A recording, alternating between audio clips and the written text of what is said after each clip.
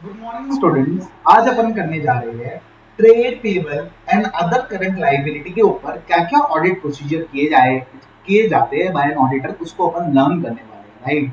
तो trade payable and other current liability, एक liability current liability तब होती है जब उसको पास आपको डेफर करने का राइट 12 महीने से ज्यादा का नहीं है। तो मान लो अगर आपने डायरेक्टर से लोन लिया है, जो कि डायरेक्टर कभी भी डिमांड कर सकता है, मतलब डायरेक्टर कभी भी आपको उसको मांग सकता है, तो that will always be classified as current liability because entity does not have a unconditional right to defer its liability beyond the period of 12 months. तो उसको अपन करंट लाइबिलिटी बोलते हैं। तो मैंने बोला अगर एक लाइबिलिटी को अपन करंट तब बोलते हैं when it is due to be paid within 12 month from the balance sheet date and it is held primarily for the purpose of trading। मैंने बोला या तो वो लायबिलिटी जिसका पर्पस है सिर्फ और सिर्फ ट्रेडिंग करना, या फिर मैंने बोला I can not defer my obligation beyond a period of 12 months. तो अगर आपको 12 महीने के अंदर ही सेटल करनी है वो लायबिलिटी, तो that is known as current liability. तो आप समझिए अगर आपने डायरेक्टर से लोन लिया है, जो कि डायरेक्टर कभी भी डिमांड कर सकता है, तो you do not have unconditional right, you do not have unconditional right to defer that obligation beyond the period of 12 months and therefore it is a current liability। तो मतलब जब इसमें आप भले ही डायरेक्टर आपसे, आपको पता है, कंपनी को पता है डायरेक्टर 12 महीने तक ये लोन नहीं मांगेगा, बट अगर एंटिटी के पास अनकंडीशनल राइट नहीं है to defer that obligation beyond 12 months, then it is classified as current liability only। तो ये अपन ने समझ लिया है ना। तो करंट लाइबिलिटी अपन को पूरा समझ आ गया है। And it is held for the purpose of trading का मतलब क्या है? मैंने बोला मैंने एक सौदा किया हुआ है, एक बंदे से मैंने वादा किया है, मैंने बोला कि भाई बाजार में चाहे शेयर का भाव जो मर्जी चल रहा हो, बट मैं तुझे 50 रुपए का ही शेयर दूंगा। तो बाजार में भाव चल रहा है 60 रुपए, बट मैंने वादा किया है कि मैं तुझे 50 रुपए में ही शेयर दूंगा। तो अगर आप एक तरीके से देखो तो मुझे 10 रुपए का नोशनल लॉस हो रहा है, मुझे 10 रुपए का नोशनल लॉस हो रहा है। तो मैंने क्या बोला? मैंने बोला मेरे को 10 रुपए का घाटा है, तो मेरे लिए डेरिवेटिव लायबिलिटी है, this is a derivative liability.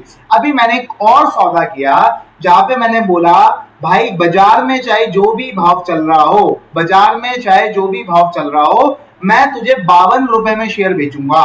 मेरे पास एक और सौदा है कि भाई मैं 52 रुपए में ही तुझे बेचूंगा।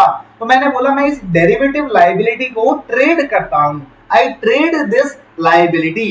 तो मैंने बोला लायबिलिटी करंट लायबिलिटी तब होगी when it is due to be paid within 12 months and it is held for the purpose of trading. तो आप मान लो short term debt, dividend payable, dividend आपको पता है ना, जब डिक्लेयर किया उसके 7 दिन के अंदर अंदर आपको एक सेपरेट बैंक अकाउंट में डिपॉजिट करा देना पड़ता है और उसको विद इन मतलब कुछ टाइम लिमिट होती है, देन यू हैव टू पे, राइट। तो that is also always a current liability. तो अभी अपन बात करते हैं ट्रेड पेबल के बारे में। ट्रेड पेबल मींस मैंने सामान खरीदा है, उसके लिए बदले में मुझे पैसे देने हैं। तो अब आप इसकी एग्जिस्टेंस को कैसे चेक करोगे? मैंने बोला एग्जिस्टेंस के लिए तो बड़ा सिंपल है। मैंने बोला हमारे पास हम क्या करेंगे, हम कंपनी का कंट्रोल देखेंगे। हम कंपनी का, जैसे अपन ट्रेड रिसीवेबल में भी अपन सेम चीजें करते थे, ट्रेड रिसीवेबल में भी अपन ने ये सेम पॉइंट पढ़ा है। अपन जब अपन ट्रेड पेबल पढ़ रहे हैं ना, तो it will move similar to what we have done in trade receivable. तो अभी आपको किसी बंदे ने बोला मुझे ये देखना है कि क्या कंपनी के पास 100 करोड़ का बकाया है, क्या कंपनी को 100 करोड़ रुपए अपने क्रेडिटर्स को देने हैं। तो आप कैसे देखोगे? तो आपके माइंड में जवाब आएगा, आप एग्जिस्टेंस कैसे देखोगे? सबसे पहला जवाब आएगा डायरेक्ट कंफर्मेशन। ऑब्वियस सी बात है, अगर आपको trade receivable and trade payable दोनों की अगर एग्जिस्टेंस को चेक करना है, तो आप कैसे चेक करोगे? आप डायरेक्टली कंफर्म कर लोगे। लेट्स से मेरा एक कस्टमर है जिसका मैं ऑडिट करता हूं, उसके पास अंबुजा सीमेंट को 1000 करोड़ रुपए देने हैं। तो मैं क्या लिखूंगा? अंबुजा सीमेंट को एक चिट्ठी लिखूंगा कि भाई अंबुजा सीमेंट क्या मेरे कस्टमर को आपको 1000 करोड़ देने हैं। तो मैं क्या करूंगा? डायरेक्ट कंफर्मेशन ले लूंगा with respect to the existence of trade payable. आज भी अपन वही चिट्ठी ना कोई संदेश वही भेजते रहेंगे ताकि अपन डायरेक्टली कंफर्मेशन ले लेंगे। अभी बस चिट्ठी भेजने का मीडियम चेंज हो जाता है। आज की डेट अपन ईमेल के थ्रू चिट्ठी भेजते हैं। पहले ये एक्चुअल में पोस्टिंग होती थी। तो अभी आप समझो basically existence of accounts payable आप कैसे चेक करोगे। तो मैंने बोला सबसे पहले तो आपके माइंड में क्या आएगा, डायरेक्ट कंफर्मेशन। ये तो बहुत ही सिंपल है, राइट। अभी एग्जिस्टेंस आप कैसे चेक कर सकते हो, तो मैंने बोला मान लो कंपनी का 100 रुपए का पेबल आ रहा है, 100 रुपए का पेबल आ रहा है, उसमें 50 इनवॉइसेस आ रहे हैं लेट्स से। तो आपको देखना पड़ेगा कंपनी के पास क्या कंट्रोल है कि एक ही लाइबिलिटी कहीं 2 बार तो ना रिकॉर्ड हो जाए, कहीं एक ही लाइबिलिटी 2 बार तो ना रिकॉर्ड हो जाए, मतलब कहीं एक ही इनवॉइस 2 बार ना रिकॉर्ड हो जाए सिस्टम में। तो expense invoice can not be recorded more than once. तो आपको इसके ऊपर कंट्रोल को टेस्ट करना है। तो अगर आपको एग्जिस्टेंस ऑफ अकाउंट्स पेबल को वेरीफाई करना है तो आपको ये देखना पड़ेगा कि कंपनी के पास एक ऐसा कंट्रोल है जिसके थ्रू इनवॉइस सिस्टम में 2 बार नहीं डल सकता है। So you have to test the control. फिर आप क्या करोगे, मैंने बोला सिंपल सी बात है जो आप अपन हर ऑडिट में करते हैं। अपन पहले एक शेड्यूल लेते हैं, उसको रिकंसाइल कर लेते हैं जो ट्रायल बैलेंस में अमाउंट आ रहा है उससे। तो अपन क्या लेंगे, ऑब्टेन करेंगे ट्रेड पेबल की एजिंग रिपोर्ट। एजिंग रिपोर्ट में लिखा होगा कि राम को पैसा देना है, श्याम को पैसा देना है, घनश्याम को पैसा देना है, राधे श्याम को पैसा देना है। तो हर नाम में श्याम और राम है, ठीक है। तो आपको एजिंग रिपोर्ट लेनी है और उसको रिकंसाइल कर लेना है जनरल लेजर से। तो आपको एजिंग रिपोर्ट ली और जनरल लेजर से रिकंसाइल कर लेना है। तो एग्जिस्टेंस ऑफ अकाउंट्स पेबल में अपन ने अभी 2 चीजें पढ़ी। तीसरी चीज हमने सबसे पहले पढ़ी दैट इज कंफर्मेशन। अभी पहली 2 चीजें क्या पढ़ी, मैंने बोला कंपनी के पास क्या कोई ऐसा कंट्रोल है जिससे कोई एक खर्चे का इनवॉइस 2 बार नहीं रिकॉर्ड हो सकता। मैंने बोला कंपनी के पास कोई ऐसा ट्रिगर देता है सिस्टम अगर कोई बंदा डबल बार खर्चा रिकॉर्ड करना चाहे तो, because in that case account payable for that duplicate invoice will not exist. तो आपको बेसिकली ये चेक करना पड़ेगा and then you have to obtain the ageing report and reconcile it to the general ledger. और फिर आप क्या करोगे, कंफर्मेशन भेज दोगे। ये तो हमें सबसे आसान प्रोसीजर लगता है, राइट। तो एक काम करते हैं, पहले इसको थोड़ा सा डिटेल में भी पढ़ते हैं। मैंने डिटेल कंटेंट इसलिए पढ़ा है रखा अपनी किताब के अंदर ताकि अगर आपको कोई चीज ना समझ आए तो आप इसको रेफर कर लीजिए, आप समरी रेफर करिए, फिर आप डिटेल भी रेफर करिए, तो आपके कॉन्सेप्ट एकदम क्रिस्टल क्लियर हो जाएंगे, राइट। तो अभी आपको कंपनी के कंट्रोल चेक करने हैं। तो check whether there are controls in place to ensure that the purchase और expense invoice can not be recorded more than once. कि एक ही खर्चा कंपनी 2 बार नहीं रिकॉर्ड कर सकती है। एंड ऑब्वियस सी बात है जब जब आप एक्सपेंस की एंट्री डालोगे तो ऑटोमेटिकली अकाउंट्स पेबल रिकॉर्ड हो जाएगा। तो जर्नल एंट्री क्या होगी, expense account debit to accounts payable. तो आपको ये चेक करना है कि क्या कंपनी के कंट्रोल्स है कि whether there are controls in place to ensure that the purchase or expense invoice cannot be recorded more than once and payable की एंट्री ऑटोमेटिकली जनरल लेजर में डल जाती है जब अपन एक्सपेंस को रिकॉर्ड करते हैं। मतलब जैसे ही अपन एक्सपेंस को रिकॉर्ड करेंगे तो पेबल की एंट्री ऑटोमेटिकली डल जाएगी। तो आपको ये कंट्रोल्स के ऊपर चेक करना है कि कंपनी के पास क्या ऐसे कंट्रोल है। दूसरा आप क्या करोगे, आप एजिंग रिपोर्ट लोगे, उसको जनरल लेजर से टाई बैक कर लोगे। अगर कोई चीज टाई बैक नहीं हो रही है तो आप जो भी सिग्निफिकेंट डिफरेंसेस है उनको इन्वेस्टिगेट करोगे।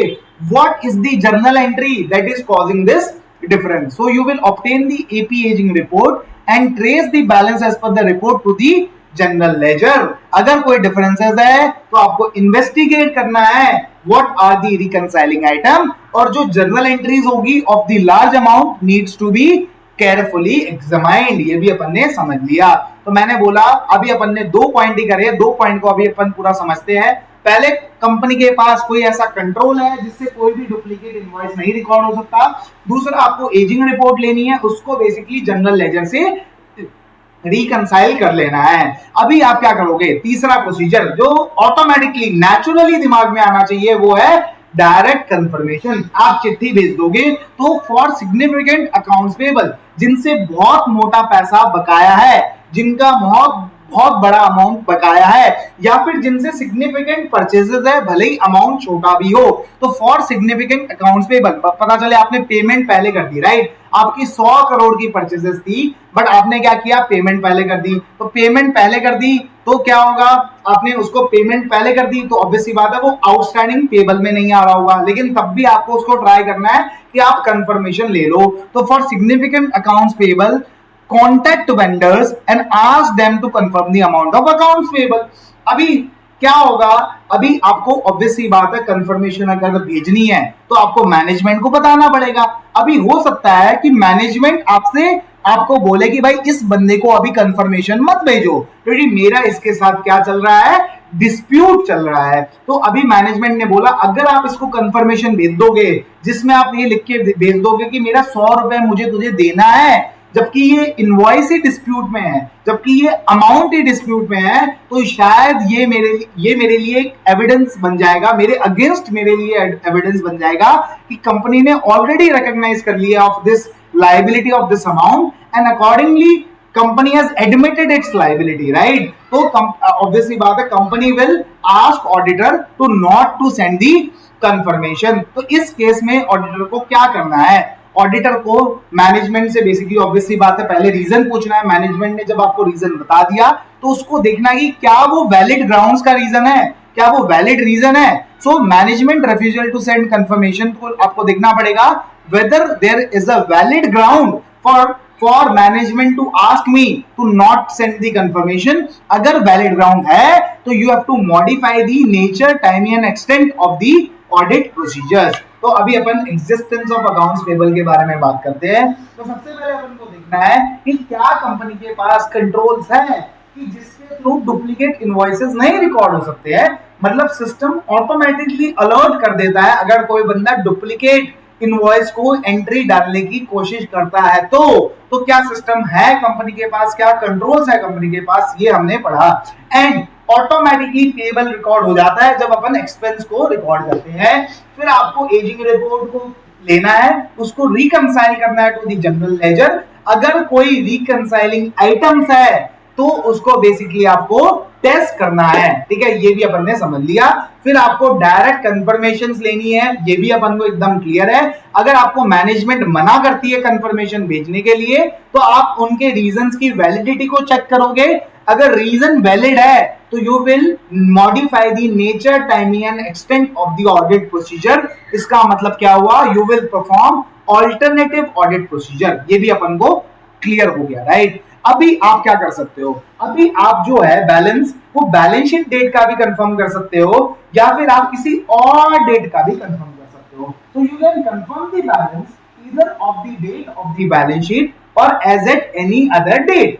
अभी आप कंफर्मेशन किस टाइप की भेजोगे, मैंने बोला आप पॉजिटिव कंफर्मेशन भी भेज सकते हो और एक नेगेटिव कंफर्मेशन भी भेज सकते हो, राइट। पॉजिटिव कंफर्मेशन में जवाब आपको हमेशा आएगा ही आएगा, आपको जवाब हमेशा मिलेगा, राइट। ये ऐसी चिट्ठी है जिसका संदेशा हमेशा पहुंच जाएगा और जिसके जवाब में हमेशा वापस एक संदेशा आएगा। लेकिन नेगेटिव कंफर्मेशन एक ऐसी कंफर्मेशन रिक्वेस्ट है जहां पे अगर जिस बंदे को ये संदेशा मिला है, अगर वो उस बंदा उस इंफॉर्मेशन से अगर वो अग्री कर जाता है तो वो रिप्लाई नहीं करेगा, अगर वो नहीं अग्री करता है तो ही वो रिप्लाई करेगा। तो you will now decide on the form of confirmation. तो अगर मैं उसमें क्या कर सकता हूं, देखो दो टाइप की कंफर्मेशन हो सकती है, पॉजिटिव कंफर्मेशन, दूसरा नेगेटिव कंफर्मेशन। अभी मैं कंफर्मेशन को तीन तरीके से डिजाइन कर सकता हूं।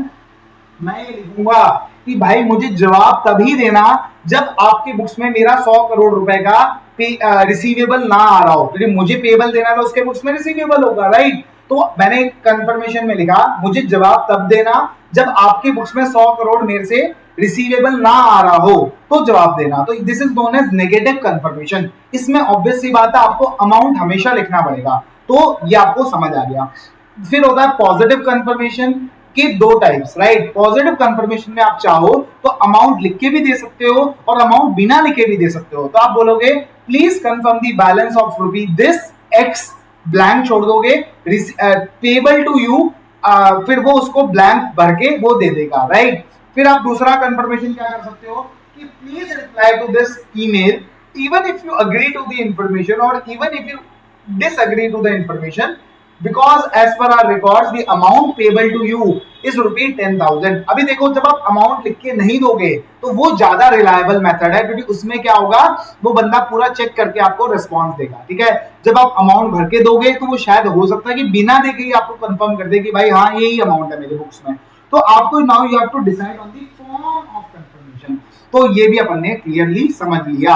अभी आप कंफर्मेशन के लिए क्या करोगे, सैंपल्स निकालोगे। तो आपको अपने सैंपल्स, अब आपको अपने सैंपल्स क्लाइंट को तब तक नहीं बताने हैं जब तक क्लाइंट आपको रिपोर्ट ना दे दे जो कि रिकंसाइल होती है ट्रायल बैलेंस से। तो you do not have to tell the client the method of selection should not be revealed to the client until and unless he has provided with you the trial balance of the trade payable ledger to the auditor। तो जब तक उसने trade payable की listing नहीं दी है तो आप उसको ये मत बताओ कि these are the selections, Ram मतलब राम श्याम घनश्याम राधे श्याम, इनमें से आप किसको कंफर्मेशन भेजने वाले हो, ये क्लाइंट को तब तक मत बताओ जब तक क्लाइंट आपको उनका बैलेंस ना दे दे कि राम का 100 है, श्याम का 200 है, घनश्याम का 300 है, राधे श्याम का 400 है। जब तक क्लाइंट आपको ये एक रिपोर्ट ना दे दे जो कि टोटल ट्रेड पेबल के बैलेंस से रिकंसाइल हो, तो टोटल ट्रेड पेबल आ रहा है 1000 और राम का 100, श्याम का 200, घनश्याम का 300 और राधे श्याम का 400, तो टोटल मिला के हो गया 1000। जब तक आपके पास ये रिपोर्ट ना आ जाए तब तक आप क्लाइंट को ये मत बताओ कि मैं राम को भेजने वाला हूं या श्याम को भेजने वाला हूं या घनश्याम को भेजने वाला हूं या राधे श्याम को भेजने वाला हूं। तो ये अपन ने समझ लिया। अब जैसे ही आपने सैंपल कलेक्ट कर लिए तो आप मैनेजमेंट को भेज दो for signing the authorisation letter. आप कंफर्मेशन का देखो मैं प्रोसेस समझा देता हूं। सबसे पहले क्या होता है, क्लाइंट आपको लिस्टिंग देता है, उसमें से आप सैंपल सेलेक्ट करते हो। सैंपल सेलेक्ट करके आप क्लाइंट को बोलते हो कि भाई इसका मुझे ऑथराइजेशन लेटर दे। क्लाइंट लिख के देता है कि Naman is my auditor and you can, Naman will be reaching out to you means client का जो वेंडर है, लेट्स से क्लाइंट का वेंडर है लेट्स से विप्रो, तो क्लाइंट बोलेगा विप्रो को Naman is our auditor and Naman will be reaching out to you in the capacity of the auditor for confirming the balance as at 31st March 2024 of the amount payable to you as per our books, request you to please support him in the confirmation। तो ये अपन authorisation letter ले लेंगे client से। तो फिर authorisation letter client sign करके दे देगा, client हमें दे देगा और हम क्या करेंगे उससे कंफर्मेशन भेज देंगे कि भाई मैंने क्लाइंट से साइन ऑथराइजेशन लेटर ले लिया है और मैं तुझे कंफर्मेशन भेज सकता हूँ। अभी मैं क्या करूंगा, I will send the confirmation, so I have to maintain the strict control over the correctness and proper dispatch of the request letter. तो मुझे ये इंश्योर करना है कि जो डिस्पैच हुआ है लेटर्स का that is correct and proper dispatch हुआ है, मतलब जिसको वो जाना चाहिए था उसी को वो डिस्पैच हुआ है। तो मैंने क्लाइंट को पहले लिस्ट दी, क्लाइंट ने मुझे साइंड ऑथराइजेशन लेटर दिया एंड और फिर मैंने अब ये कंफर्मेशन मैं भेजने लगा हूं। अभी कंफर्मेशन जैसे ही मैंने भेजी तो मेरे पास जवाब आने शुरू हो गए। अब जवाब में ऐसा हो सकता है कि जो मैंने 100 रुपए कंफर्म कराने को बोला था वो शायद 200 रुपए कंफर्म होके आया हो। तो अगर कोई डिस्क्रिपेंसी मिली है तो आप क्लाइंट को बोलोगे कि क्लाइंट इन्वेस्टिगेट करे एंड इन डिफरेंसेस को रिजॉल्व करे। तो अगर कोई डिस्क्रिपेंसी मिली है तो entity should be asked to investigate and reconcile the discrepancies. तो ये भी अपन को एकदम क्लियर हो गया।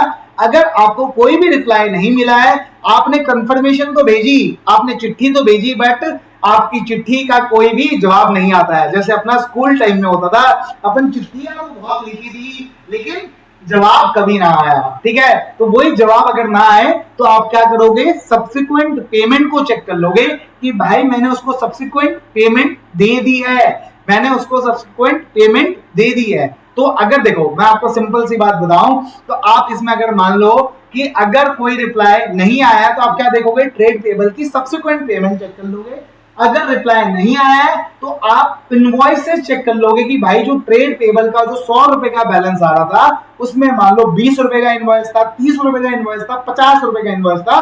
तो आप तीनों इनवॉइसेस को वेरीफाई कर लोगे। तो अगर कोई भी रिप्लाई नहीं मिला है तो आप क्या देखोगे, या तो सब्सिक्वेंट पेमेंट या फिर आप इनवॉइसेस को टेस्ट करोगे। तो अभी तक एक बार रिवाइज करते हैं, पहले अपन ने क्या क्या किया। मैंने बोला सबसे पहले ऑडिटर टेस्ट करेगा कि क्या कंट्रोल है प्लेस में कि कोई भी एक एक्सपेंस का खर्चा, कोई भी एक्सपेंस का इनवॉइस 2 बार रिकॉर्ड नहीं हो सकता है। उसको एजिंग रिपोर्ट लेके उसको रिकंसाइल करना है जनरल लेजर से। अगर उसको रिकंसाइल करना है जनरल लेजर से, जो भी सिग्निफिकेंट अकाउंट्स पेबल है उसको उसे कंफर्मेशन भेजनी है। अगर मैनेजमेंट मना करे तो उसको देखना है कि क्या वैलिड ग्राउंड्स थे, and he has to modify the nature, time and extent of his audit procedure. मतलब उसको एडिशनल ऑडिट प्रोसीजर करना पड़ेगा, लाइक ऑल्टरनेटिव टेस्टिंग। वो कंफर्म करना चाहे तो वो बैलेंस शीट डेट का बैलेंस भी कंफर्म कर सकता है, या 2-4 दिन पहले का बैलेंस भी कंफर्म कर सकता है। तो मान लो एक आप बहुत बड़ी कंपनी का ऑडिट कर रहे हो, लेट से आप विप्रो का ऑडिट कर रहे हो, जिसका 31 मार्च का ऑडिट लेट से 15 अप्रैल तक ही करना होता है। तो अगर आप 31 मार्च की डेट की कंफर्मेशन भेजोगे कि भाई मुझे 31 मार्च का बैलेंस कंफर्म कर, तो शायद आपके पास जवाब नहीं आ पाएंगे। तो आप क्या करोगे, थोड़ा सा पहले के डेट, लेट से 20 मार्च 2024 की डेट का बैलेंस भी कंफर्म करा सकते हो। What should be the form of confirmation? That is, it should be whether it should be a positive confirmation request or a negative confirmation request. Positive में भी कौन सी वाली, अमाउंट के साथ या अमाउंट के बिना वाली। एंड अभी आप क्लाइंट को जब तक नहीं बताओगे कि मैंने कौन सी पार्टी सेलेक्ट करी है, जब तक वो आपको ट्रायल बैलेंस का लेजर ना दे दे, मतलब बेसिकली आपको लेजर ना दे दे जो कि जनरल लेजर, जो कि ट्रायल बैलेंस से रिकंसाइल होता हो, जिसमें पूरी लिस्टिंग आ रही होगी, उसमें से मैं सैंपल्स को पिक करके क्लाइंट को बोलूंगा कि भाई मुझे इनका क्या दे दे, रिक्वेस्ट लेटर दे दे, मतलब ऑथराइजेशन लेटर दे दे। फिर मैं इनको डिस्पैच करूंगा। तो मुझे प्रॉपर कंट्रोल रखना है to ensure correctness and proper dispatch of the request letter. अभी मेरे पास जवाब आने शुरू हो जाएंगे। तो अभी आपको देखना कि कोई डिस्क्रिपेंसी तो नहीं मिली है बिटवीन दी कंफर्मेशन, जो अमाउंट आपने कंफर्मेशन में लिखा था vis what has been confirm. तो डिस्क्रिपेंसी रिवील हुई है क्या between the confirmation received and entity should be asked to investigate and reconcile the discrepancies. अगर कोई जवाब नहीं आया तो आपको अल्टरनेटिव प्रोसीजर परफॉर्म करने हैं, लाइक सब्सिक्वेंट पेमेंट को चेक करना है, या फिर आप इनवॉइसेस को वेरीफाई करोगे। So this is what we have learn, existence of the accounts payable. एक काम करते हैं, अभी फुल नोट से अपन इसको रिवाइज कर लेते हैं। पहले 2 पॉइंट अपन ने पढ़ लिए थे, राइट। अभी आपको कांटेक्ट करना है टू दी वेंडर्स, ताकि आप डायरेक्ट कंफर्मेशन करा पाओ, so that you can directly और independently ask them to confirm the amount of account payable as of the end of the reporting period. This should necessarily be done for all significant account payable balances. आपको जितने भी significant account payable balances हैं उनके लिए आपको ये करना है, या फिर जिनसे बहुत मटेरियल परचेजेस हुई थी ड्यूरिंग द पीरियड, भले ही चाहे उनका पीरियड एंड बैलेंस थोड़ा सा छोटा ही बैलेंस क्यों ना हो, लेकिन अगर आपकी परचेजेस बहुत ज्यादा थी उस बंदे से तो आपको उसको बैलेंस कंफर्म कराना है। आपको डायरेक्ट कंफर्मेशन प्रोसीजर ऑब्वियस सी बात है एंटिटी से पूछ के लगाना पड़ेगा, क्योंकि आप उससे क्या लोगे, साइन ऑथराइजेशन लेटर लोगे। कुछ बहुत सिचुएशंस ऐसे हो सकती है जहां पे मैनेजमेंट आपको मना कर दे, तो ऑडिटर शुड कंसिडर क्या कोई वैलिड ग्राउंड्स है फॉर सच अ रिक्वेस्ट। अगर ऐसा वैलिड ग्राउंड मिलता है तो he has to consider the nature, timing and extent of his audit procedure. अगर वैलिड ग्राउंड नहीं है, मैनेजमेंट आपको जबरदस्ती मना कर रही है ना, वैलिड ग्राउंड नहीं है, देन यू शुड कंसीडर, क्योंकि ऑब्वियस सी बात है आपने कंफर्मेशन भेजने के लिए पहले मैनेजमेंट को बोला था कि मैं इसको भेजना चाहता हूं, आपने फिर मैनेजमेंट ने आपको मना किया, फिर आपने मैनेजमेंट से रीजन पूछा, लेकिन आपको वो रीजन इनवैलिड मिला, मतलब रीजन सही नहीं है मैनेजमेंट का, इसका मतलब there is no doubt on the management's representation. So अगर आपको कोई उनका मतलब सही नहीं लगा, मतलब उनका जो रीजन था वो वैलिड नहीं था, तो then you need to be aware on the what are the degree of planned reliance on the management's representation। तो अब आपको सोच समझ के मैनेजमेंट की बातों पे रिलाय करना पड़ेगा। तो हो सकता है कि मैनेजमेंट आपको शायद और झूठ भी आपको फ्यूचर में बताए, तो आपको बेसिकली इसलिए अलर्ट रहना पड़ेगा। अभी आप क्या करोगे, कंफर्मेशन भेजोगे। अभी आपको method of selection trade creditor का तब तक नहीं बताना है जब तक ट्रायल बैलेंस से मिलता हुआ, मतलब जो मैच खाता हुआ लेजर में आपके पास आ जाए। अब आप इसमें से सेलेक्ट करोगे जिनको आपको कंफर्मेशन भेजनी है, आप एंटिटी को भेजोगे फॉर प्रिपेयरिंग रिक्वेस्ट लेटर, जो कि प्रॉपर्ली एड्रेस्ड होगा। प्रॉपर्ली एड्रेस मींस उस लेटर में लिखा होगा to mister Ram from Wipro, ram@wipro.com, उसमें लिखा होगा कि भाई इसलिए confirmation that should be properly address, उसमें राम का भी एड्रेस लिखा होगा विप्रो ऑफिस का, जो कि बैंगलोर में है, that should be properly address. Auditor should maintain strict control to ensure the correctness and proper dispatch of the request letter. In alternative, अभी मैं क्या कर सकता हूं, मैं एंटिटी से साइंड रिक्वेस्ट लेटर पहले ही साइन करवा के रख सकता हूं, और फिर जब मेरे सैंपल फाइनल हो जाएंगे, मान लो मेरा सैंपल विप्रो का फाइनल हो गया, तो मैं खुद मैनुअली डाल दूंगा Ram mister Ram from Wipro, message Wipro, फिर मैं डाल दूंगा एड्रेस ऑफ विप्रो और फिर मैं डाल दूंगा उसकी ईमेल आईडी, राइट। तो auditor may request the client to furnish duly authorised confirmation letter and the auditor may filling the name, addresses and the amount, उसमें मैं अमाउंट भी डाल सकता हूँ, राइट। अपन ने समझा था ना, पॉजिटिव कंफर्मेशन में आप अमाउंट डाल के भी भेज सकते हो और बिना अमाउंट के भी भेज सकते हो। नेगेटिव कंफर्मेशन में आपको हमेशा अमाउंट डाल के भेजना पड़ेगा, क्योंकि तभी तो वो बता पाएगा कि क्या वो अग्री करता है या फिर नहीं करता है विद दिस इंफॉर्मेशन। तो ये भी अपन ने समझ दिया है ना, और वो उसको मेल कर देगा। अब ये इंश्योर करना पड़ेगा कि जितने भी अनडिलीवर्ड लेटर है, मान लो जो ईमेल एड्रेस आपने डाला या फिर जो आपने एड्रेस जिसपे पोस्ट किया था, अगर वो लेटर नहीं डिलीवर हुआ है तो वो क्लाइंट को रिटर्न ना हो गए, ऑडिटर को ही रिटर्न होना चाहिए, क्योंकि भेजा किसने है, ऑडिटर ने ही भेजा है इस कंफर्मेशन को। तो वापस जो आना चाहिए वो भी रिटर्न किसके पास आना चाहिए, ऑडिटर के पास आना चाहिए। अगर कोई डिस्क्रिपेंसी मिलती है between the amount confirmed by the vendor vis-a-vis what is amount in the books, तो आपको क्या करना पड़ेगा, एडिशनल टेस्ट परफॉर्म करने पड़ेंगे, ठीक है। एंड इट में have a impact on the account which was not in the original sample. मान लो अभी उसने 100 करोड़ की जगह आपको 200 करोड़ कंफर्म कर दिया, तो अगर मान लो वो बोल रहा है कि मैंने 200 करोड़ की लाइबिलिटी है, मतलब कंपनी ने मुझे 200 करोड़ रुपए देने हैं, तो इसका मतलब क्या है, कंपनी ने शायद 100 करोड़ की परचेजेस भी नहीं रिकॉर्ड करी है। तो डायरेक्ट कंफर्मेशन का जरूरी नहीं है कि इंपैक्ट सिर्फ और सिर्फ ट्रेड पेबल पे हो, बट ऐसा हो सकता है कि खर्चे भी थोड़े से ऊपर नीचे हो। So it may have a bearing on other accounts not included within the original sample. Entity को बोलो कि इन्वेस्टिगेट करे एंड ऑडिटर को फर्दर टेस्ट करने पड़ेंगे। जो एंटिटी ने बोला ना, एंटिटी अब आपको क्या बोलेगी, भाई मेरी बुक्स में 100 आ रहा है, उसकी बुक्स में 200 आ रहा है, एंटिटी क्या बोलेगी कि भाई मैंने इससे परचेज कर ली थी बट सामान मेरे पास नहीं पहुंचा था, तो इसलिए मैंने इसे अकाउंट्स पेबल ना रिकॉर्ड करके मैंने अक्रूवल की तरह से रिकॉर्ड कर रखा है। तो मान लो मैंने इसका मंथली अक्रूवल, मैंने मंथली खर्चे का अक्रूवल कर रखा है, तो एंटिटी आपको ये चीज समझाएगी, right. So you have to test that thing कि भाई कंपनी ने इसका अक्रूवल बुक कर रखा है, तो ये चीज आपको करनी पड़ेगी। अगर रिप्लाई नहीं आता है तो आप क्या करोगे, सब्सिक्वेंट पेमेंट को टेस्ट कर लोगे, या फिर आप क्या कर लोगे, इनवॉइसेस को टेस्ट कर लोगे कि what are the invoice details, right. And आप उस डिटेल एनालिसिस कर लोगे उस बैलेंस का कि what are the identifiable transaction, मतलब आप इनवॉइस लेवल टेस्टिंग कर लोगे, आप इनवॉइसेस को टेस्ट कर लोगे। तो this is what you will do, है ना, राइट। ये अपन ने समझ लिया। एंड देन फिर अपन अभी दो नीचे पॉइंट और रह गए अपने, कि अगर मान लो कोई ट्रांजैक्शन रिलेटेड पार्टी के साथ है तो आप उसको देखोगे क्या वो ऑथराइज हुआ था, क्या वो जिस वैल्यू पे रिकॉर्ड हुआ है that is reasonable and is at arm length. अगर कोई रिलेटेड पार्टी के साथ पेबल है तो क्या उसका ऑथराइजेशन हुआ था as per the company law. तो कंपनी लॉ क्या बोलता है कि audit committee will authorise all the transaction with related parties. तो क्या रिलेटेड पार्टी पेबल्स का ऑथराइजेशन हुआ था एंड जिस वैल्यू पे वो रिकॉर्ड हुए हैं क्या वो reasonable and is at arm length है या नहीं है, ठीक है। तो ये भी अपन ने पढ़ लिया। फिर आप लास्ट में क्या करोगे, एनालिटिकल प्रोसीजर करोगे, जहां पे आप परचेज का ट्रेंड और अकाउंट्स पेबल का ट्रेंड को एनालाइज करोगे।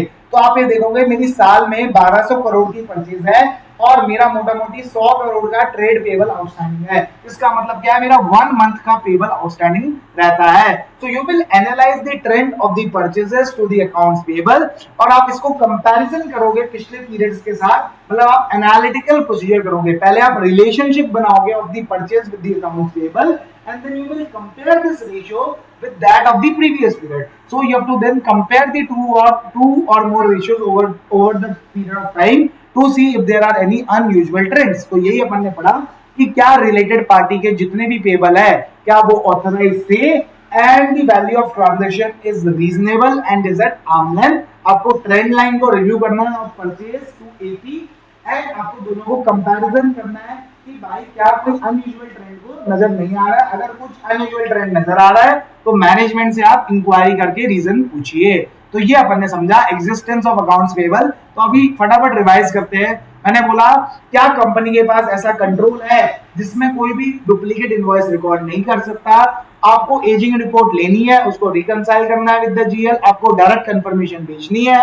मैनेजमेंट ऑब्वियसली बात है कई बार बोल सकता है कि आप कंफर्मेशन मत भेजो, तो आप उसकी वैलिडिटी के लिए एविडेंसेस ऑब्टेन करोगे and accordingly you will modify the nature, time and extent of the audit procedure.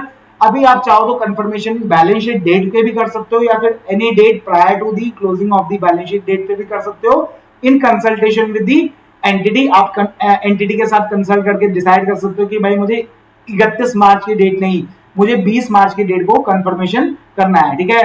तो अभी बेसिकली ऑब्वियसली बात है एंटिटी के साथ कंसल्ट करना जरूरी क्यों है, इसका लॉजिक क्या है। अभी आप ऑब्वियसली बात है, हो सकता है कि कंपनी 20 मार्च का इनवॉइस 21 मार्च की डेट में रिकॉर्ड कर ले, तो फिर तो ऑब्वियसली बात आपका बैलेंस मैच नहीं करेगा as per books and as per the party, right. तो इसलिए आपको एंटिटी के साथ कंसल्ट करना जरूरी है कि भाई मैं क्या करना चाह रहा हूं कि मतलब मैं उसको एट अ डिफरेंट डेट करना चाह रहा हूं other than the balance sheet date. तो ये भी आप कर सकते हो, आप उसको मतलब बेसिकली डिसाइड कर सकते हो कि हाँ भाई मेरे को इस डिफरेंट डेट पे करना है, राइट। तो ये भी आप अपने ऊपर मतलब एंटिटी के साथ डिस्कस करके कर सकते हो।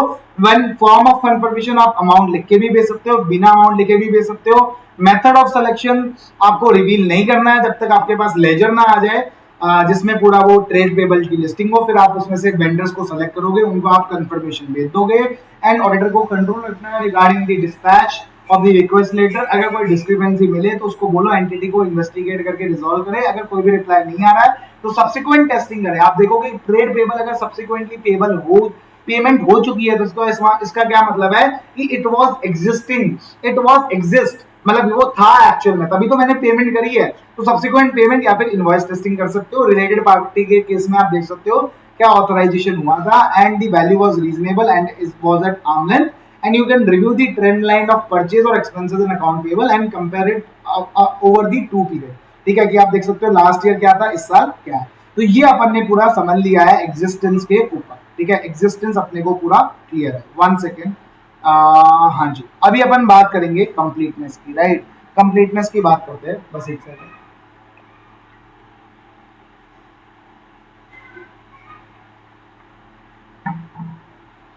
अभी आपको चेक करना है कि ट्रेड पेबल क्या कंप्लीट है या नहीं है। तो आप क्या करें, मैंने बोला कट ऑफ प्रोसीजर करेंगे। अपन ये देखेंगे कि भाई जो लास्ट 5 सामान आए थे क्या उनका परचेज इनवॉइस बुक हो चुका है, और जो लास्ट 5 परचेज इनवॉइस आए थे उनको अपन देखेंगे क्या सामान आ चुका है। तो यही अपन क्या करेंगे कंप्लीटनेस के लिए टेस्ट परफॉर्म करेंगे। So we will inspect the last 5 purchase invoices. अब परचेज इनवॉइस देख के मैं क्या देखूंगा कि क्या इसका एक्चुअल में 31 मार्च को सामान आ चुका था। इसके लिए मैं क्या देखूंगा, ऑब्वियसली बात है मैं गेट इनवर्ट एंट्री रजिस्टर देखूंगा। तो क्या लास्ट 5 परचेज इनवॉइसेस उसके अगेंस्ट में क्या मुझे गुड्स रिसीव हो चुका है या फिर मेरे लिए रिस्क एंड रिवॉर्ड ट्रांसफर हो चुके हैं। तो कई बार क्या होता है जो आपका सामने वाला सप्लायर है वो आपको एक्स फैक्ट्री बेसिस पे सामान बेचता है। तो जैसे ही उसने अपनी गोडाउन से सामान बाहर निकाला वो उसके लिए सेल मानी गई, भले अब वो मेरे लिए परचेजेस मानी जानी चाहिए कायदे से, क्योंकि भाई उसका काम क्या था, एक्स फैक्ट्री सेल थी, ठीक है। अभी लेकिन वो रास्ते में सामान है तो मेरे को वो परचेज इनवॉइस तब भी रिकॉर्ड करना है भले वो सामान ना भी पहुंचाओ, उसको अपन क्या बोलेंगे, गुड्स इन ट्रांजिट। तो अभी अपन ने इन्वेंट्री का जब अपन ने ऑडिट प्रोसीजर पढ़ा था वहां पे अपन ने डिस्क्लोजर्स पढ़े थे, तो अपन ने पढ़ा था goods in transit shall be separately disclosed। तो आपको क्या करना है, जो लास्ट के 5 परचेज इनवॉइसेस है उसके अगेंस्ट में देखना है कि गुड्स रिसीव हो चुका है या फिर risk and rewards have been transferred, या फिर आप क्या देखोगे जो भी गुड्स रिसीव हुए हैं उनका परचेज इनवॉइस बुक हो चुका है। So all goods receive prior to period and have been booked in the form of purchases and included in trade creditors. ये भी अपन ने समझ लिया। तो मैंने बोला कट ऑफ प्रोसीजर अपन करेंगे for the purpose of completeness. अभी आपको ट्रेड टेबल का एक लिस्टिंग मिली थी, एजिंग रिपोर्ट मिली थी, राइट। वहां पे इनवॉइस लेवल अमाउंट आ रहा होगा। तो you will test those purchases to the underline documentation. So you will test the purchases to the underlying documentation. So you will test the purchase oblique expenses on sample basis, selecting from the AP ledger। आप trade table के laser में से sample select करोगे और उसको purchase या expense को test करोगे और उसको सपोर्टिंग डॉक्यूमेंट से टेस्ट करोगे। लाइक क्या परचेज ऑर्डर था, क्या इनवॉइस है, क्या परचेज रिक्विजिशन थी। परचेज रिक्विजिशन के बाद क्या बनता है, परचेज ऑर्डर।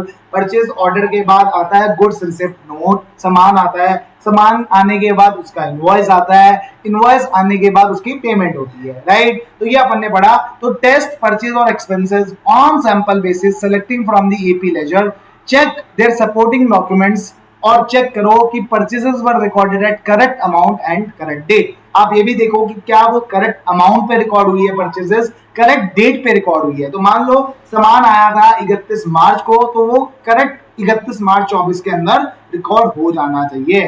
ठीक है, अभी आपको क्या करना है, परचेज इनवॉइस की डेट को मैच करो गेट इनवर्ड की डेट से, ताकि ये सामान आपको पता चल जाए कि हाँ भाई ये इनवॉइस में भी आया, ये मेरा इस दिन सामान रिसीव भी हो गया।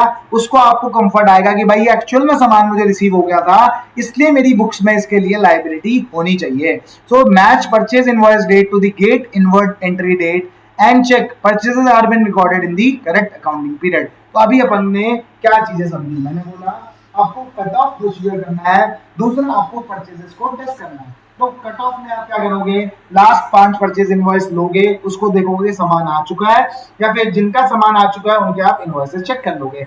Then you will test the purchases. अभी आप क्या करोगे, परचेज को टेस्ट करोगे, आप उनके सैंपल सेलेक्ट करोगे एपी लेजर से, और उनको आप सपोर्टिंग डॉक्यूमेंट से वेरीफाई करोगे कि क्या वो परचेज रिकॉर्ड हुई है at the correct amount and the correct date, correct amount पे रिकॉर्ड हुई है एंड करेक्ट डेट में रिकॉर्ड हुई है। फिर आप क्या देखोगे, जो इनवॉइस आया, जो इनवॉइस है जिसके लिए मैंने परचेजेस दिखा रखी है, क्या उसको अब मैं गेट इनवर्ड एंट्री रजिस्टर से भी वेरीफाई करूंगा, एंड मैं देखूंगा कि purchases are being recorded in the correct accounting period, जिस पीरियड की वो परचेज है उसी पीरियड में वो रिकॉर्ड हो रही है।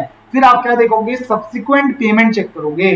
तो अगर मान लो परचेज इनवॉइस, अभी आप क्या करोगे, सब्सिक्वेंट पेमेंट नहीं, सॉरी सब्सिक्वेंट पेमेंट तो अपन एग्जिस्टेंस के लिए चेक करेंगे। अभी अपन क्या देखेंगे, सब्सिक्वेंट परचेजेस देखेंगे कि कंपनी ने 2024 के बाद में 31 मार्च 24 के बाद में कितनी परचेजेस को रिकॉर्ड किया है। उसमें से अपन को पता लग जाएगा कि भाई अपन क्या करेंगे, बाद का खर्चा देखेंगे। मतलब मान लो 31 मार्च 24 अगर अपन को ऑडिट करना है, तो अपन अप्रैल 1 2024 से लेके 30 अप्रैल 2024 तक के खर्चे देखेंगे, और अपन देखेंगे कि क्या इनमें से कोई ऐसा अमाउंट तो नहीं है जो कि मेरे परचेज के रूप में बुक हो जाना चाहिए था as on 31st March 2024. So you will test the subsequent purchase invoice. So you have to examine the purchase or expense invoices received subsequent to the period end to see if they should have been included in the period under audit, ताकि आप ये check कर पाओ कि क्या वो मेरे लिए एज अ लाइबिलिटी तो नहीं रिकॉर्ड होनी चाहिए थी एज एट 31st March 2024।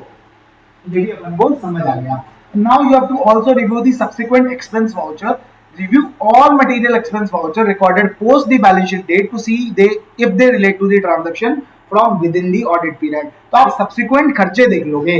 तो अभी अपन ने क्या क्या लर्न किया, एक कट ऑफ लर्न कर लिया, परचेजेस को टेस्ट कर लर्न कर लिया, तीसरा हमने सब्सिक्वेंट परचेजेस या सब्सिक्वेंट खर्चा देखना सीख लिया, राइट। अभी अपन बात करेंगे अदर करंट लायबिलिटीज के बारे में। देखो अपना जो टॉपिक था that was trade payable and other current liabilities, right. तो अभी अपन ने जो तीनों पॉइंट पढ़े, कट ऑफ परचेजेस को टेस्ट करना, सब्सिक्वेंट परचेज इनवॉइस को टेस्ट करना, these were all related to trade payable. पहले वाले में अपन ने क्या पढ़ा, जो परचेज करी उसके लिए देख लो सामान आया है, जो सामान आया उसके लिए देख लो इनवॉइस आ गया है, आप परचेजेस को टेस्ट कर लो, आप देख लो correct amount correct accounting period में वो रिकॉर्ड हो चुका है, ये अपन ने लर्न कर लिया। सब्सिक्वेंट के खर्चे देख लो, आप ये देख लो कि कोई ऐसा खर्चा तो नहीं है जो पीरियड अंडर ऑडिट से रिलेट करता है, ये भी आपने समझ लिया, राइट। अभी बात करते हैं एडवांस रिसीव। अगर एडवांसेस आपको मिले हैं, मतलब आपकी कंपनी ने एडवांस रिसीव किया फ्रॉम द कस्टमर, तो ऑब्वियस ही बात है इसकी आपको क्या लेनी पड़ेगी, लिस्टिंग लेनी पड़ेगी along with ageing. So for advances receive from customer, obtain the customer listing along with aging and what is the nature of advance। Advance किसके लिए मिला है मुझे, तो मुझे क्या इसके अगेंस्ट में सप्लाई ऑफ गुड्स करना है, क्या मुझे ये short term loan in advance मिला है जिसके अगेंस्ट मुझे कैश ही वापस में देना है, या फिर मुझे इसके अगेंस्ट में अपना सप्लाई करना है। तो मेरे लिए ये एडवांस का नेचर क्या है, तो मुझे लिस्टिंग लेनी है along with its aging and nature। अभी आप ऑब्वियस ही बात है, अगर एक एडवांस बहुत टाइम से पड़ा है जिसके अगेंस्ट आपको क्या देना था, गुड्स देने थे, तो आपको फिर मैनेजमेंट से पूछना पड़ेगा कि भाई कोई डिस्प्यूट तो नहीं है, क्या पता चले कुछ डिस्प्यूट हो कस्टमर के साथ, आपने सामान पहुंचा दिया हो लेकिन तब भी कंपनी ने सेल ना करी हो, तो हो सकता है कि क्या कोई डिस्प्यूट तो नहीं है कस्टमर के साथ। So inquire from the entity's management if there is any dispute with the customer and if there is any additional liability to be recorded. तो अभी आप समझो कंपनी के पास एक 100 रुपए का एडवांस आ रहा है जिसके अगेंस्ट में कंपनी को 100 रुपए का सामान सप्लाई करना था। अभी कंपनी ने सामान सप्लाई कर दिया, तो कायदे से क्या होना चाहिए था, एंट्री हो जानी चाहिए थी। क्या एंट्री होगी, तो मैंने बोला advance account debit to sales account, मैं उसको सेल बुक कर देता, राइट। बट कंपनी ने अभी तक ये जर्नल एंट्री नहीं डाली है। इसका मतलब क्या हो सकता है कि कंपनी शायद उस सेल के रेस्पेक्ट में डिस्प्यूट में हो। तो you have to enquire the entity's management कि कोई डिस्प्यूट तो नहीं है विद द कस्टमर। अभी आपको देखना पड़ेगा जो भी आपको एडवांस मिला है that is with respect to some documentation. मान लो अभी आपके पास 100 रुपए का एडवांस आया है, अभी आपके पास सबसे पहले क्या आया होगा, ऑर्डर आया होगा। कस्टमर ने आपको एक परचेज ऑर्डर दिया होगा, कंपनी ने आपको एक ऑर्डर दिया होगा जिसमें उसने बोला होगा कि भाई मुझे तू मुझे 200 रुपए का मशीन सप्लाई कर। उस परचेज ऑर्डर में लिखा होगा कि भाई इसके लिए मैं 50% तुझे एडवांस दे दूंगा। तो आपको ये जो एडवांस मिला है उसको सपोर्ट बैक करना है विद द अंडरलाइन डॉक्यूमेंटेशन। तो एग्जांपल क्या हो सकता है, आपके पास परचेज ऑर्डर आया होगा which has been received from the client, तो ये भी अपन ने समझ लिया।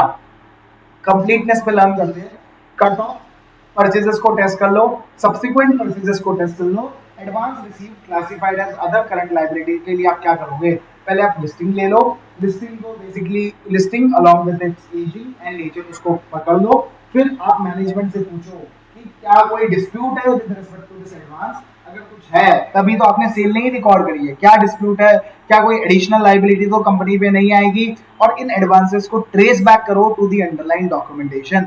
अंडरलाइन डॉक्यूमेंटेशन मींस आपके पास परचेज ऑर्डर आया होगा जिसमें लिखा होगा कि भाई 100 रुपए एडवांस मैम मैं तुझे दे दूंगा। अभी statutory dues liability, GST, PF, ESI, professional tax, कैसे कैसे आप इसमें ऑडिट प्रोसीजर करोगे, ये भी अदर करंट लायबिलिटी में जाता है। तो मैंने बोला वही करेंगे जो हम सब में करते हैं। कौन कौन से प्रोसीजर होते हैं, तो मैंने बोला एक होता है रिस्क असेसमेंट प्रोसीजर, दूसरा होता है सब्सटैंटिव प्रोसीजर। सब्सटैंटिव में क्या क्या प्रोसीजर होते हैं, मैंने बोला सब्सटैंटिव एनालिटिकल प्रोसीजर, ठीक है, and substantive analytical procedure and test of detail, like risk assessment procedure and further audit procedure. Further audit procedure के दो part, test of controls and substantive procedure. Substantive procedure के further दो part, substantive analytical procedure and substantive analytical procedure and test of details. तो अभी बात करते हैं substantive procedure के बारे में। तो मैंने बोला सब्सटैंटिव प्रोसीजर में क्या क्या करोगे, तो सबसे पहला जवाब आया एनालिटिकल प्रोसीजर। आप रीजनेबलनेस टेस्ट करोगे, आप देखोगे कि लास्ट महीने की सेल थी 100 करोड़ रुपए, अगर मैं इसको 18% से मोटा मोटी मल्टीप्लाई कर दूं तो मेरी जीएसटी की जो लायबिलिटी आनी चाहिए बैलेंस शीट में that should be around 18 crore. तो इसको अपन बोलते हैं रीजनेबलनेस टेस्ट। आप क्या देखोगे, पीएफ का जो लायबिलिटी आनी चाहिए, तो मेरी पीएफ की लायबिलिटी कितनी होगी, मैंने बोला मेरी एम्प्लॉय की जो वेजेस है वो 100 रुपए है बेसिक, ठीक है, तो 100 पे 12 रुपए एम्प्लॉय कॉन्ट्रीब्यूशन, 12 रुपए एम्प्लॉयर कॉन्ट्रीब्यूशन, तो 12% of basic salary will be my liability. तो आप इसके ऊपर क्या करोगे, रीजनेबलनेस टेस्ट करोगे। तो सब्सटैंटिव एनालिटिकल प्रोसीजर समझ आ गया। अब आपने बोला सर टेस्ट ऑफ डिटेल में क्या करेंगे, मैंने बोला आप क्या करोगे, जो लायबिलिटी आ रही है उसका आप सब्सिक्वेंटली चालान देख लोगे कि वो सब्सिक्वेंटली पे ऑफ हो चुका है, जो पेमेंट हुई है और जितनी लायबिलिटी थी, आप इन दोनों को मोटा मोटी मैच कर लोगे कि भाई पूरा पूरा पे हो गया है। अगर कोई भी डिस्क्रिपेंसी मिलती है तो आपको क्लाइंट से पूछना पड़ेगा, because this is also reported in कारो 2020। तो कारो 2020 में भी आपकी इसकी रिपोर्टिंग होती है। तो और उसको also he has to also prepare a complete list of all statutory dues considering his reporting requirements under CARO 2020। तो अभी अपन बात करते हैं स्टैट्यूटरी ड्यूज में क्या क्या करना पड़ेगा। अगर टीडीएस को वेरीफाई कर रहा है तो वो ये देखेगा प्रोफेशनल फीस का कितना खर्चा था लास्ट महीने में। अगर इसको मैं मोटा मोटी 10% से मल्टीप्लाई कर देता हूं तो क्या मेरी वही लायबिलिटी आती है या नहीं आती है। तो this is known as reasonableness test. GST payable, luxury tax payable, professional tax payable. मेरे पास 50 एम्प्लॉइज है, मेरा 200 रुपए हर महीने प्रोफेशनल टैक्स करता है, तो मेरी 500 इंटू 200 10,000 रुपए की लायबिलिटी होनी चाहिए। PF and ESI payable prepare a reasonability with respect to sale, purchase, employ benefit expenses. तो ये अपन ने समझ लिया जीएसटी पीएफ, ये दोनों समझ लिया। Now you have to obtain and verify the challan for deposit made subsequent to the period end for all statutory liability as at the balance sheet date and also analyze the reason क्या कि what is the reason for the variance between the amount as per the books and what has been paid off। अगर कोई difference है between the amount that has been subsequently deposited and vis-a-vis the liability as per the books, then you should investigate the, you should ask the reason from the management, ये आप हो गया। And he should auditor should prepare a complete list of all statutory dues and consider his reporting requirements under CARO 2020। तो कारो का 2020 का clause number 7 है, जहाँ पे कंपनी को बोलना पड़ता है कि कंपनी इज रेगुलर इन, क्या सबसे पहला क्वेश्चन ऑडिटर केस में पूछा जाता है, क्या कंपनी रेगुलर है in paying its statutory dues, तो उसको जवाब देना पड़ता है कि क्या कंपनी रेगुलर है या नहीं है। या फिर दूसरा क्वेश्चन होता है कि कहीं बैलेंस शीट डेट पे कोई ऐसा ड्यू तो नहीं है जो कि 6 महीने से ज्यादा आउटस्टैंडिंग है। मतलब अगर मान लो बैलेंस शीट डेट पे कोई ऐसा ड्यू तो नहीं है जो कि 6 महीने से ज्यादा आउटस्टैंडिंग है। फिर आप लास्ट पे एक और क्लॉज होता है जिसमें अपन डिस्प्यूटेड ड्यूज के बारे में बताते हैं कि ये हमारा डिस्प्यूटेड ड्यूज है, इसलिए हमने इसकी पेमेंट नहीं कर रखी है। तो आपको you should also prepare a complete list of all statutory dues and consider the reporting requirements under CARO 2020। तो मैंने बोला कट ऑफ परचेजेस को टेस्ट करना, सब्सिक्वेंट परचेजेस को टेस्ट करना, एडवांसेस रिसीव्ड, इसके लिए आप क्या लोगे, लिस्टिंग ले लोगे, एजिंग ले लोगे, what is the nature of this advance. आप मैनेजमेंट से पूछोगे कि कोई डिस्प्यूट तो नहीं है इस with respect to this advance, and कोई एडिशनल लाइबिलिटी तो मुझे अकाउंट फॉर नहीं करनी है। एंड ऑडिटर को वेरीफाई करना पड़ेगा कि किन डॉक्यूमेंट्स के बेसिस पे ये लाइबिलिटी रिकॉर्ड हुई है। स्टैट्यूटरी ड्यूज के केस में reasonableness test, verify the challan and consider the requirement as per CARO 2020। तो आज अपन सिर्फ एग्जिस्टेंस एंड कंप्लीटनेस का टॉपिक ही कवर करते हैं।